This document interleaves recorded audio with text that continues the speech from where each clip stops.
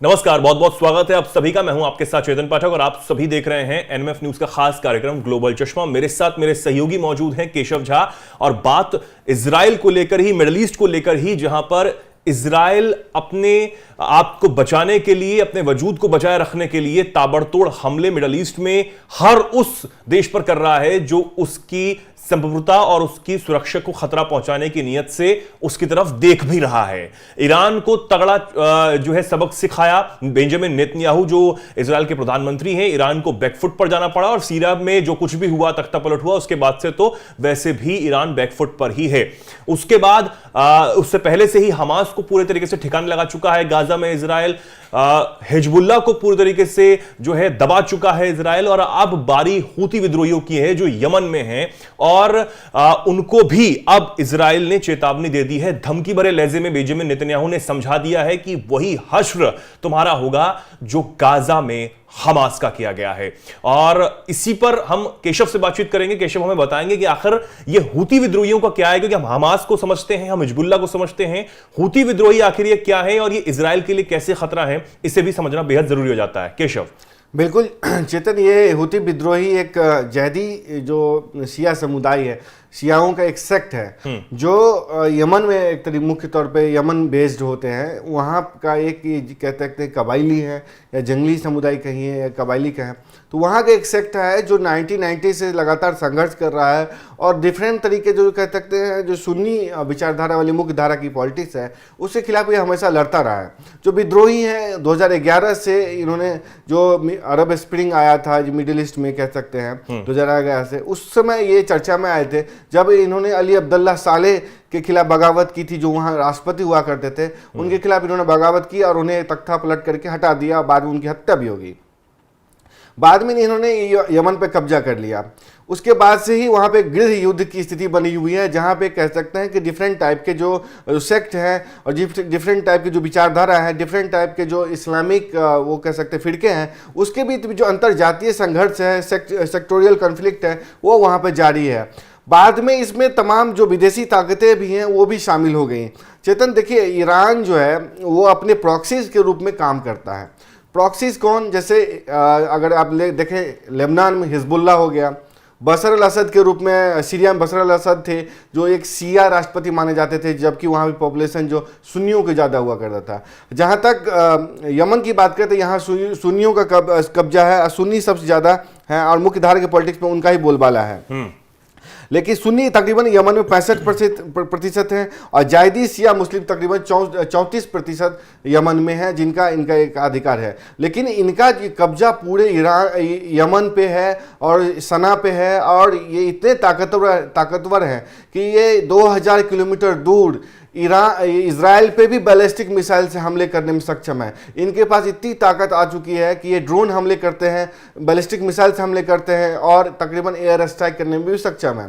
तभी तो इनको धमकाने की नौबत इजराइल जैसे ताकतवर और सुपर पावर का आई। हाँ। जहां तक मिलिट्री माइट की बात है, उस सुपर पावर की मैं बात कर रहा हूं, तो इजराइल को धमकी देने की बात आई कि अगर आप नहीं मानते हैं तो आपका हश्र हिजबुल्लाह जैसा किया जाएगा। ईरान के साथ जो हुआ, बशर अल असद रिजीम के साथ जो हुआ अक्रॉस द मतलब कह सकते हैं दशक की बात करें, 2 दशक से जो उसका हश्र हुआ, बाद में दूसरे देशों के साथ जो हुआ उसका जो हश्र हमने किया, हमास के साथ जो हुआ, जो गाजा पट्टी में हुआ उसका जो हश्र हमने किया है वो आपका भी करेंगे। अगर दो मतलब जो डैनी डेनन थे जो यूएन में रिप्रेजेंटेटिव इजराइल के, उन्होंने कहा कि अगर 2000 किलोमीटर दूर भी अगर रहकर मतलब दूरी होते हुए भी इजराइल अगर नहीं बच रहा ईरान यमन के हमलों से, हूती विद्रोही के हमलों से, तो फिर वो ताकत का इस्तेमाल करेगा और उसे नेस्तनाबूद कर देगा, मिट्टी पलीत कर देगा। जो हाल हमास का किया, जो हाल फिलिस्तीन के विद्रोहियों का हुआ,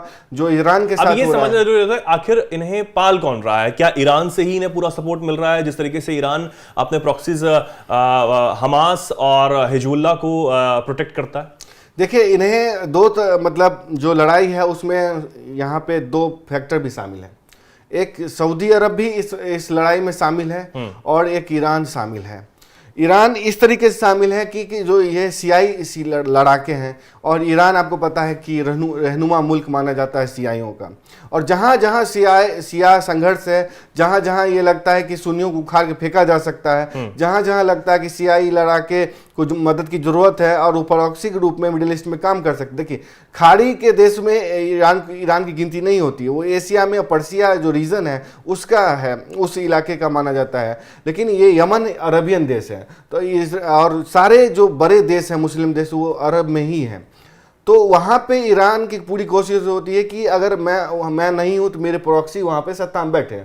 तो चूंकि यमन में जो सुन्नियों का बोलबाला था, उनके सत्ता था, तो सियाई लड़ाके जो जैदी लड़ाके हैं उनको ईरान सपोर्ट करता है, चाहे हथियार से हो, चाहे गोला बारूद से हो, चाहे तमाम जो राहत बचाव कार्य जो होते हैं उसके जरिए। जहाँ तक सऊदी अरब की बात है, सऊदी अरब की पूरी कोशिश होती है कि जो सियाई वहाँ पर बोलबाला है और उनके रिजीम में कहीं ना कहीं सरकार में शामिल रहते हैं, तो उसमें सऊदी अरब कोशिश होती है कि हुती विद्रोही पे हमले किए जाए।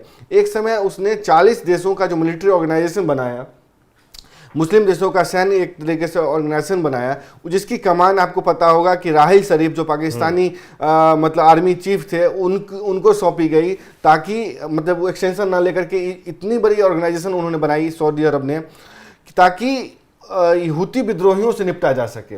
और एक समय आपको याद होगा ये इतना बड़ा मुद्दा था कि पाकिस्तान पे पूरा दबाव था कि आप यमन की जंग में, सऊदी अरब दबाव डाला कि यमन की जंग में कूदे। बाद में पाकिस्तान ने संसद के थ्रू किसी तरीके से बीच का रास्ता अपनाया और नहीं गए, लेकिन राहिल शरीफ को किसी तरीके से जाना ही पड़ा और उन्होंने मतलब नौकरी स्वीकार की सऊदियों की और यमन पर हमले हुए। सऊदी अरब को इतना भारी पड़ गया, चेतन बताऊं कि इतने ताकतवर हो चुके हैं हुती विद्रोही कि सऊदी अरब किसी तरीके से एक सेफ पैसेज, कहते हैं ना फेस सेविंग पैसेज, चाहता है कि उस युद्ध से निकले, लेकिन वो इतना उलझ चुका है कि वो निकल नहीं पा रहा है, इसी स्थिति में है वहां पे। और कुछ टाइम पहले एक वीडियो भी सामने आया था जिसमें देखा जा रहा था कि हेलीकॉप्टर के जरिए जो हुती विद्रोही हैं वो एक जहाज को लूटते हुए नजर आए थे। तो ये भी एक आप देखिए कि सारी टेक्नोलॉजी से वो लेस हैं, तमाम जो हथियार हैं वो उनके पास लगातार पहुंच रहे हैं। और आज के समय में अगर किसी देश में, क्योंकि एक के बाद एक तख्तापलट कई देशों में हो चुका है केशव, और सोशल मीडिया पर तो लोग इस बात को भी कह रहे हैं कि तख्तापलट होना एक ट्रेंड हो चुका है, तो हुती विद्रोही भी कुछ भी कर सकते हैं। अगर तालिबान इतना सशक्त हो सकता है और अपने आप को मजबूत कर सकता है तो ये तो है ही पहले से। बिल्कुल, तख्तापलट तो कई बार कर चुके हैं। हाँ। अब उनकी कोशिश अक्रॉस द जो कह सकते हैं दूसरे देश, अक्रॉस द, मैं उसी की बात कर रहा हूं। हाँ, दूसरे देशों में उनकी कोशिश है। वो सॉलिडेरिटी जो है ना ईरान के साथ, जो ईरान पे जो हमले हुए, मतलब जो नसरल्ला मारा गया, उस सॉलिडारिटी में इन्होंने इजराइल पे हमले किए, मिसाइल हमले किए, जिसमें कई लोगों की मारे जाने की भी खबर आई। बाद में इजराइल ने भी हमला किया, जब WHO के चीफ जो वहाँ जा रहे थे तभी इजराइल ने वहाँ पे एयर स्ट्राइक किया और किसी तरह बाल बचे वहाँ के क्रू मेंबर्स। तो इनकी कोशिश है कि अब यमन से बाहर जाकर के जो देश वहाँ पे खाड़ी के देश में लड़ रहे हैं और ईरानी प्रॉक्सी को नहीं मार रहे हैं, उनको भी सबक सिखाया जाए। इसी कारण तो ईरान की जो लड़ाई है इजराइल के साथ है। तभी तो मतलब हुतियों की क्या लड़ाई है? हुतियों की कोई लड़ाई नहीं है इजराइल के साथ, लेकिन चूंकि ईरान के साथ लड़ाई है, ये खुद को चाहते हैं कि इस्लामिक लड़ाका के रूप में पेश करें और सियाई लड़ाका के रूप में पेश करें, एक ऐसे समय में जब जो सुन्नी मुस्लिम हैं, मोनार्क्स हैं सऊदी अरब के, UAE के या दूसरे देशों के, वो डील कर रहे हैं इजराइल के साथ और उसे तस्लीम कर रहे हैं, उसे डिप्लोमेटिक रिलेशन अपने बढ़ा रहे हैं। वैसे समय में हुती विद्रोही का हमला ये बताता है कि वो चाहते हैं कि पैन अरब जो मतलब कहते हैं सिया का फैलना है, चाहे इस्लाम का फैलना है, उसका नेतृत्व करना चाहते हैं ये हुती विद्रोही। इसलिए इसे ईरान से सपोर्ट मिलता है, इराक से सपोर्ट मिलता है, या दूसरे जो देश हैं उनसे सपोर्ट मिलता है, बहरीन से भी इनसे सपोर्ट मिलता है, क्योंकि बहरीन भी सियाई देश है। हिजबुल्लाह से सपोर्ट मिलता है, जहाँ तक आपको ट्रेनिंग की बात करें, गोला बारूद की बात करें, वरना बताइए बैलिस्टिक मिसाइल एक विद्रोही के पास कहाँ से आएगा? इतने सक्षम हो चुके हैं कि खुद से बैलिस्टिक मिसाइल बना सकते हैं, ताकतवर लगा सकते हैं। अगर आपको एक इंटरेस्टिंग फैक्ट बताऊं चेतन, कि हुती विद्रोही और सऊदी अरब में इतना अंतर है कि सऊदी अरब के पास इतना पैसा है कि वो दुनिया का कोई भी आधुनिक हथियार खरीद सकता है, लेकिन उसे चलाने की कुव्वत नहीं है। हूती विद्रोही के पास इतना कुवत है कि वो बैलिस्टिक मिसाइल बना भी सकते हैं और चला भी सकते हैं। और उन्होंने ऐसा करके दिखाया भी है। क्योंकि उनके पास, इसलिए तो पाकिस्तान से ट्रेन, जो पाकिस्तानी आर्मी के ट्रेनर लाते हैं सऊदी अरब वाले, ताकि मुझे ट्रेन करो, उसकी आर्मी को ट्रेन करो, ताकि किस तरीके से मिसाइल और इक्विपमेंट, तोप, टैंक्स चलाएं। लेकिन हूती विद्रोही खुद से चलाने में सक्षम है, इसलिए तो इन्होंने बैलिस्टिक मिसाइल दागी, क्या कहते हैं, इजराइल के ऊपर। ये बताता है कितने सक्षम है। 90 से लेकर आज तक वो लड़ाई लड़ रहे हैं और उन्हें परास्त नहीं किया जा सका। पूरा यमन कुपोषण का शिकार हो चुका है। वहाँ कितने, मतलब कह सकते हैं कि सूखा है, कुपोषण है, भुखमरी की स्थिति है। लेकिन अब इजराइल जो है वो क्योंकि अपने हमले रोकने को तैयार नहीं है, अमेरिका से बार बार कहीं ना कहीं एक दबाव बनाया जाने लगा था, कोशिश भी उसकी हो रही थी कि आप सीज फायर करिए, आप जो भी हमले हो रहे हैं वो रोकिए। ठीक है, जो पिछले साल हुआ वो एक ईरान की गलती थी या फिर हमास की जो गलती थी और उसको वो भुगतना पड़ा। और क्योंकि बेंजामिन नेतन्याहू ये बार बार साफ कर चुके हैं कि इस बार तो मैं कतई नहीं रुकने वाला हूं, इस बार तो मैं सफाया करूंगा, है ना। और आप मिडिल ईस्ट में जाकर कहीं भी ऑपरेशंस कर सकते हैं, अपने लोगों को बचाने के लिए, अपनी जमीन पर उनको बचाने के लिए, सिक्योरिटी देने के लिए आप कुछ भी कर सकते हैं। ये करके दिखाया और ये पूरी दुनिया ने माना भी है। सिर्फ मिडिल ईस्ट में बैठे देशों ने नहीं, सबने इस बात को माना है कि बेंजामिन नेतन्याहू कर सकते हैं। इजराइल आज भले ही इन सब मुल्कों से घिरा हुआ हो और उसकी जमीन को खतरा हमेशा हर वक्त रहता हो, लेकिन वो इतना सक्षम है और इतने सालों में वो खुद को अपना सक्षम बना पाया है कि आज अकेले ही लड़ रहा है इतने सारे फ्रंट्स पर, उसको किसी की जरूरत नहीं है। अब दूसरी बात अगर देखें केशव, तो क्या आने वाले समय में इजराइल अभी भी रुकने को तैयार है या फिर वो बिल्कुल चाहे वो जितनी लंबी लड़ाई लड़े इनको खत्म करके ही मानेगा? देखिए, उनका जो मोटो है कि एक यहूदी, दुनिया में किसी कोने में अगर यहूदी है, हाँ, तो उसे वो अपना नागरिक समझता है, उसे अपना नागरिक तस्लीम करता है। अगर वो चाहते हैं कि इजराइल आकर रहे तो उसे अपनी नागरिकता भी देता है। जहाँ तक बात है, उसे अपने, ये उनके लिए अस्तित्व की लड़ाई है। अगर अभी रुक जाते हैं तो इजराइल को आने वाले दिनों में दूसरे देश भी हमले करेंगे, क्योंकि पूरे खाड़ी के देशों का आप नक्शा देखें तो वो तमाम चारों तरफ से मुस्लिम देशों से घिरा हुआ है। अगर आज वो नहीं सबक सिखाता, आज वो नेस्तनाबूद नहीं करता है इन लड़ाकों को, कल जाके 4 लड़ाके और पैदा होंगे। अगर आज हूती को नहीं सबक सिखाता तो कल दूसरा जा कबायली तैयार हो जाएंगे, फिर जाके पाकिस्तान से जिहादी जाके हमले करेंगे, कल जाके ISIS हमले करेगा, ईरान से जाएगा, जॉर्डन से जाएगा या दूसरे देशों से जाएगा। क्योंकि देखिए, जिस तरीके से डिप्लोमेटिक रिलेशंस बढ़ रहे हैं इसराइल के, ऐसे पूरी संभावना है कि कुछ दिनों में तेल अवीव जेरूसलम के बीच में कोई दूरी नहीं रहेगी और जेरूसलम को ही पूरी राजधानी बना दिया जाए।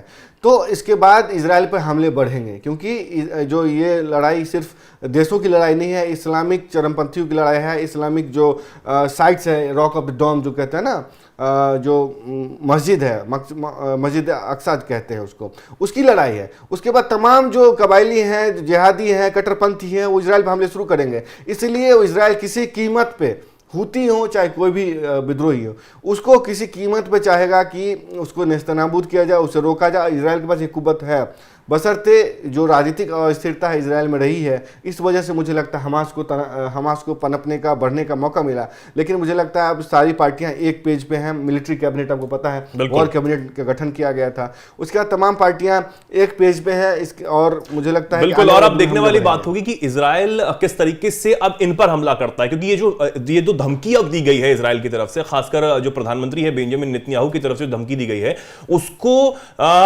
बिल्कुल सच माना जा सकता है। क्योंकि यही जो धमकी उन्होंने लेबनान में हमले करने से पहले हिजबुल्लाह को दी थी, वहां के नागरिकों को समझाया था, चेतावनी दी थी कि आप बिल्कुल भी कतई इनका साथ मत दीजिए, हम ऑपरेशन शुरू करने जा रहे हैं। और उन्होंने वो किया भी, ताबड़तोड़ हमले लेबनान पर किए गए। हिजबुल्लाह को जो है एक के बाद एक जो उनके सरगना थे उनको एलिमिनेट करने की जो बात है, वो जो चीजें की गई, और उसके बाद अब प्रोसेस अभी भी चल रहा है, रुका नहीं है। हमास में आप देखिए, हमास को किस तरीके से नेस्तनाबूद किया है, गाजा पट्टी में पूरा तहस नहस कर दिया, सिर्फ क्योंकि हमास के लड़ाकों ने जो गलती की कि जो उनके नागरिक हैं उनको बंधक बना के यहां पर ले आए। और वो ये कहते हैं कि हमारा आखिरी नागरिक जब तक हमारे देश में सुरक्षित वापस नहीं आ जाता तब तक हम छोड़ने वाले नहीं हैं। ये बार बार साफ कर चुके हैं बेंजामिन नेतन्याहू। और हूती विद्रोहियों को अगर ये धमकी दी है तो आने वाले दिनों में आप समझिए कि एक और फ्रंट पर इजराइल लड़ाई जो है वो शुरू करने जा सकता है। फिलहाल के लिए बहुत बहुत धन्यवाद केशव, ये समझाने के लिए पूरा जो मुद्दा है, और हमारे दर्शकों का बहुत बहुत धन्यवाद। जो भी कुछ आप इस पर कहना चाहते हो कमेंट सेक्शन में आप जरूर बताएं, और ऐसे ही जुड़े रहें हमारे साथ, देखते रहिए NMF न्यूज। नमस्कार।